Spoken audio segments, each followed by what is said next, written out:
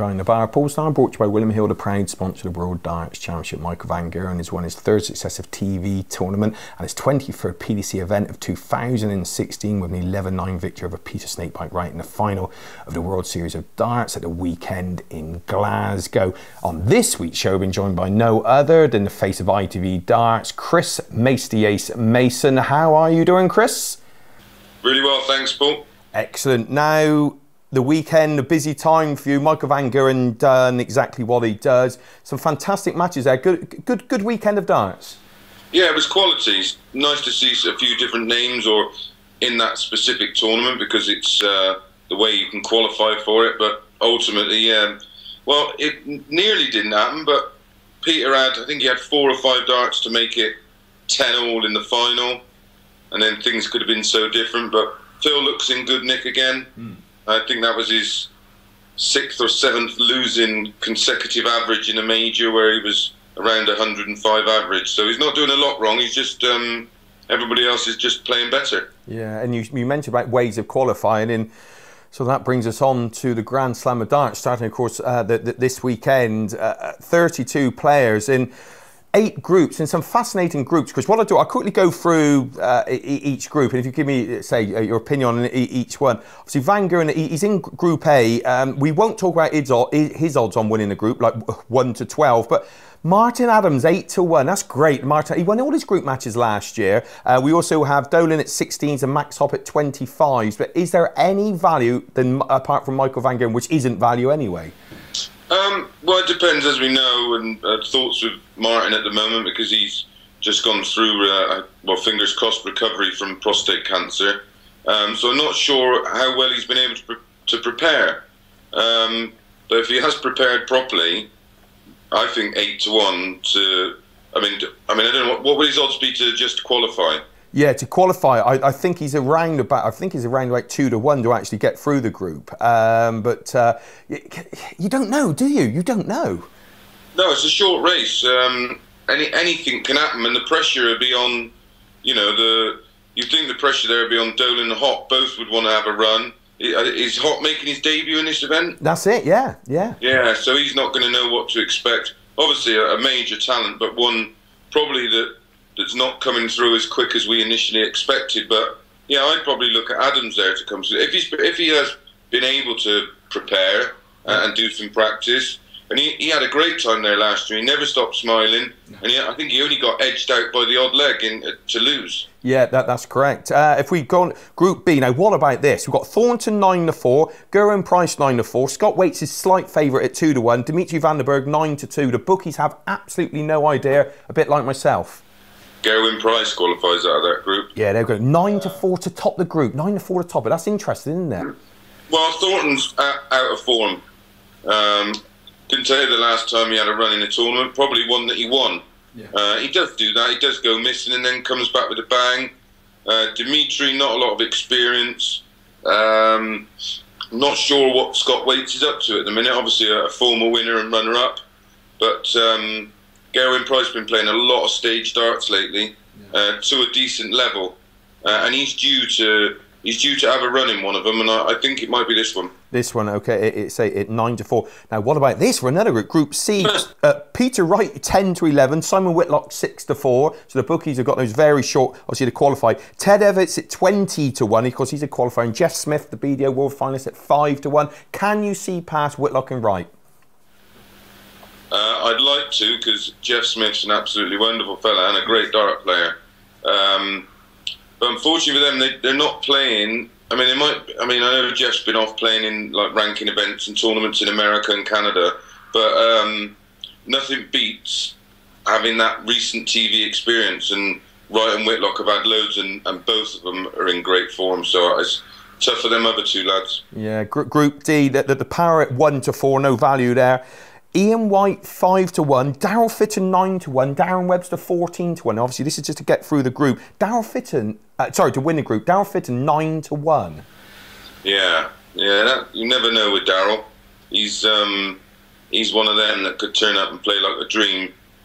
Recent winner of the event that we did on Dave, well, this year. Yeah. So he'll go in there with a fair bit of confidence, but I mean, the one you might see cause an upset there is Webster. He's like a little terrier, isn't he? He is. He's brilliant. He's relentless, and Ian White can blow hot and cold. Yeah. No danger of Phil not getting through. He is playing really well again at the minute, and he's in a really good place. Yeah. But yeah, I might look at, for a bit of value there, I'd probably look at. Yeah. White, maybe? I suppose if you're looking for value, it's Webster or Fitton. Yeah. 14 the one, Darren, and Darryl at 9s. Now, what about this one then? Anderson 4-9. You can't take that to win the group. Norris 4-1. Glendurant 7-2. Nathan Derry 40-1. I think there's value there in Norris or Durant. I really do. Yeah, I think Durant's a great player. Don't tell him I said that. Yeah, he's the one. If he takes to the stage and the noise and the atmosphere well, and some players do. Adams loved it last year, so Durant might be in the same boat. My only fear outside of Anderson and Norris is the lack of TV time. I keep saying it, but it's so different playing on the floor to playing on TV. It's night and day. But I mean, I'm gutted for Durant because I really wanted to get him on a run. But that's a really tough group. Anderson now has only just got his new specs. Yeah. He's changed his darts accordingly. Threw quite well actually in losing the weekend, and he did only get edged out. But Joe Cullen wasn't it 6-5? Yeah. So I don't know. Maybe Durant for a bit of value, but it's going to be tough for not to see past Anderson and Norris topping the group. Now, Group F. Now, what about this? The 7th seed, Mensa Sulovic. Didn't think I'd ever be saying that. It's great. He's worked hard and he deserves to be there. Barneveld 6-5. Danny Noper at 12-1. Nathan Aspinall at 20-1 to win the group. Barneveld 6-5. But is it mad just a bet against Mensa at the moment? Yeah, I don't think any one of them will enjoy playing him. No. You know, I mean, apart from the fact he's thrown well, although he didn't quite click the weekend, but that could have been just one of them things that happens. Yeah, I like Barneveld to top that group. Yeah, 6-5. Now, what about this Group G? Called the group of death. Wadey at 5-4, Chisnall 11-8, James Wilson 4-1, and Jamie Hughes 14-1. Well, that's tough, isn't it? Yeah, Jamie Hughes, local lad, good friend of mine, someone I play darts with locally around here. So, but again, not had a lot of darting time. It's very hard for these BDO lads. They, vast majority of them work full time. Yeah. So it's not like I hope he's had this week off and put a few hours in and got himself ready. I mean, he's going to get local support, which would be massive, but will he be able to throw in that cauldron atmosphere with local pressure? Yeah. I can't see past Wade and Chisnall. No, I think Chisnall, I said to Richard Ashton a couple of weeks ago, he has been flying on exhibitions. He beat Adrian 10-1, and the leg that Adrian won is the only leg he's seen a double. I think he'd done a similar thing on another exhibition. Apart from against Michael Van Geuren, Chisnall is absolutely flying, isn't he? Yes, yeah, he's a great player. As is James Wilson. He's another one that's just started to find some form. He went deep in the European event, didn't he? Yeah.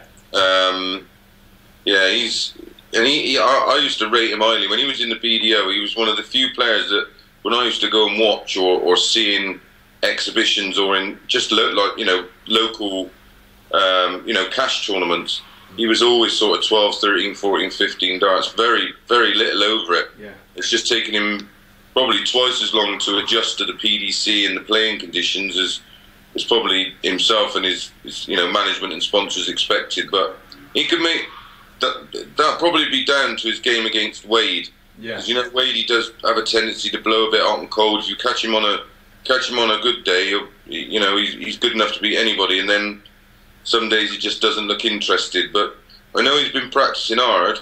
And he's got to right a few wrongs there, hasn't he? Yeah. Grand Slam.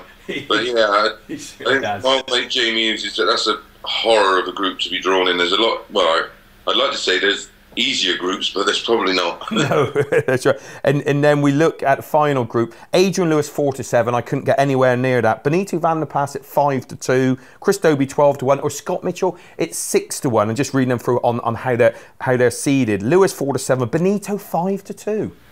Yeah, I hope I'm wrong, but AD's just moved recently. He's only recently just put a board up. I know I've seen him after his defeat at the weekend. He said he's going to start putting the hours in and put the work in. And Keith Deller was having a few words. Who was his manager? Obviously. To top that group, that could go anyway. Benito looks brilliant and then goes missing. Yeah. Scotty Mitchell 6-1. Yeah, he knows how to get ready for a tournament. He only has sort of 1 or 2 a year to get ready to, and he finds a way to get ready for them. Yeah. Plus, I don't know how busy it is on the farm in this weather. Not that busy. I'd give him a shout. It'd be great to see Scott, because he was fantastic last year. It's a great experience, isn't it? Because you're guaranteed 3 games, aren't you? The qualifiers who made it, through the PDC qualifier, they're guaranteed 3 games. Like Darren Webster on primetime TV, that'd do, won't it? Yeah, well, and at this time of the year as well, when you're building up to the Players' Championships in a few weeks, and then obviously the World Championships, and for the BDO lads, it's the World Masters and their World Championships. So it's a massive opportunity, even if they don't get through their group, just to get, like you said, just to get them 3 games on primetime TV in an incredible atmosphere. And what goes into preparing yourself? You learn so much about yourself. One of the games you might get it totally wrong, and the other 2 you get it right. Yeah. And that's why this tournament is great with the group phases. Sometimes for the viewers, when there's a few dead rubbers, that's one of them things. That's what happens. That happens in all sport that has this system. But even so, it's just great timing and great experience, and it's a great tournament. I mean, it's thrown up some epic matches over the years and some epic results. No more so than when Scott Mitchell won it.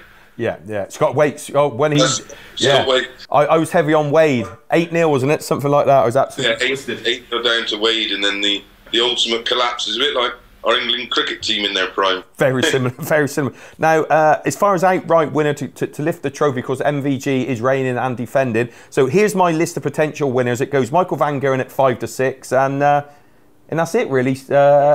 Chris, I think, as far as it goes. Lovely to see you, Paul. We've got Gary at 6s, Taylor at 6s, and then it goes 18-1 Lewis. Now that says everything, doesn't it? 18-1, 25 Wadey, 25 Wright. I would sooner have Wright at 25-1 than I would Adrian or Wade at the moment. Just at the moment, how they're playing. But they've all got to beat MVG, haven't they? Yeah. Outside of MVG, it's Taylor or Wright for me. Yeah. They're the 2 players that look in great form. Meticulous in his preparation, Peter Wright. You're always going to get value when you back Peter Wright, because he gets it right. He puts everything into it. Away from darts, he lives clean and he practices. Hence the reason he went from just being an average Joe player into now one of the elite. Yeah, and that says it all. A couple of others: Chizzy 28, Mentors 33, so is Barney, Glenn Durant 50s, Whitlock 50s, Benito 66, and how about a little bit of Alan Norris at 80-1? He's got all the confidence in the world, hasn't he, Alan Norris? Yeah, Whitlock and Norris for some real sort of outrageous each-way value. Yeah, I would mind it for a nice fun bet for someone to follow in the tournament. Yeah, a couple of pound each way on either of them. Now, that they're going to give it their all. They're not quitters. They're, especially with Whitlock being an Australian, you know what they're like. They don't like to lose a coin toss, do they? No, certainly. I suppose the Grand Slam of Darts is big, because we've got the big one coming up, Butlins, the Thursday night before the Players' Championship. Chris, you will be gracing the stage with Mr. Warner, Bobby and Eric. Hey, I tell you what, it's going to be some fun down there, isn't it?